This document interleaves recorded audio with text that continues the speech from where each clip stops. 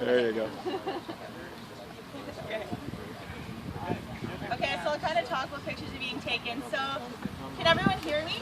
Yep. Yeah. I have a megaphone, but I feel like it's a bit aggressive. I only like to use it for pipeline stuff, so I'll just leave it. And basically, we're just going to go through a few speakers, and we're all going to say why we're here, and some different reasons we care about water, and why we're all kind of working together. And yeah, we just invited Carol today, so I'll just let her say a few words about whatever she wants to talk about. It's pretty informal, and just here to spread awareness and start a long-term campaign. So yeah, go ahead, Ray. Thank you.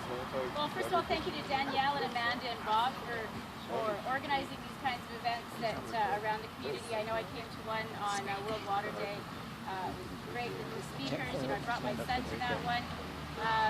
But you know, for me, the idea of water and what we do, where we turn it into a commodity, is a huge issue for me.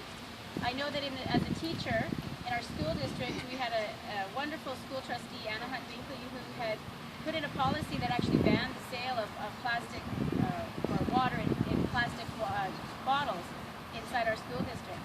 And the interesting thing is, even when you bring in a policy, not everybody's aware of it. So the education piece always has to go along with any policy that a government puts in, because people aren't always following that. We can see, just for example, I don't know how many cigarette butts people picked up today, but you know, like, that's just an example of the rules that we have about smoking on our beaches, and people don't follow them. So in our education system, even at my own school, we have a hot lunch program, and they were selling water as part of the hot lunch program for $1. And so I finally went and I said, why are we doing this?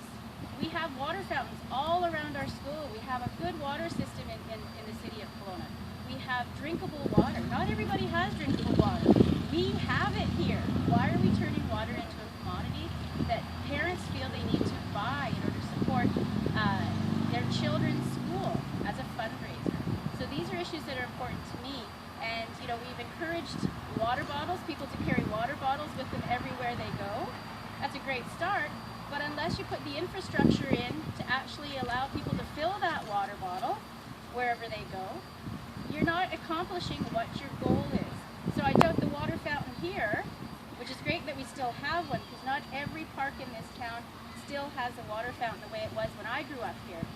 But that water fountain is basically dysfunctional, as there's no drainage happening, so nobody's about to put their face on that fountain and possibly, you know, sink it inside that pool of water that's sitting there, stagnant water that's probably creating mosquitoes actually as we speak. But you know, so we have to make sure that places like Mission Creek Park, which I haven't been able to find a water fountain for a long time there, and ask the question, where did the water fountain go? And nobody can answer, nobody gives me a good answer to that question.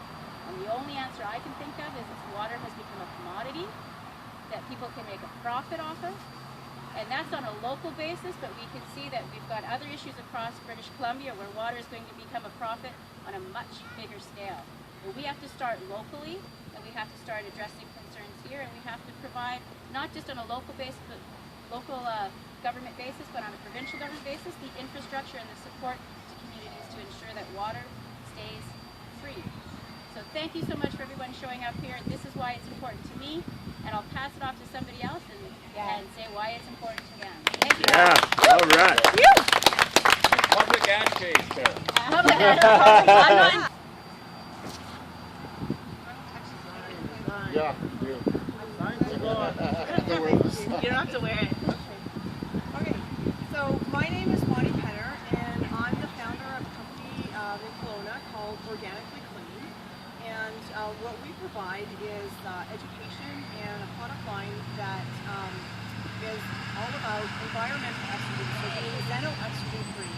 So many of you probably don't know what an environmental estrogen is or a xenoestrogen, so I'm just going to give you a little bit of an education. So a xenoestrogen, xeno means foreign. So it's a foreign estrogen that is in many of your beauty products, your household cleaning products, and multiple plastics. So to give you a frame of reference, in 2008, the Canadian government banned BPA, bisphenol A, in baby bottles. And the reason they did that is because they found that infants that were drinking 3 to 4 baby bottles a day for that size and weight of a child, studies were suggesting that those infants were getting 1 birth control pill a day from a foreign source of estrogen. So that gives you sort of a frame of reference of what a xenoestrogen is.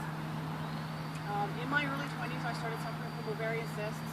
I developed fibrocystic breast disease, precancerous breast lumps, a goiter, all kinds of hormone issues that were actually directly related to these environmental estrogens that are in our plastics. So today, there are multiple places that these xenoestrogens are, but we're just going to mainly focus on the water bottles. So EPA, bisphenol A, was in 1930 actually created as an estrogen drug replacement therapy. And it didn't function properly, so they put it on the shelf, and in 1950, a scientist discovered that it actually hardened plastic. So that's why you'll find it in your polycarbonate number 7 water bottles. And again, it has a very estrogenic effect. And these are the things that are now leading, are causing our fish to be intersexed, was linked to the obesity epidemic, linked to autism, breast cancer in males and females, prostate cancer, these types of things. So it's really important that we start to understand the dangers of some of these plastics. The other plastic I want to talk about is something called phthalates. So as in 2008, the Canadian government banned BPA in baby bottles. They, in 2010, put a voluntary ban on infant chewy toys to have removed something called phthalates. So phthalates, there's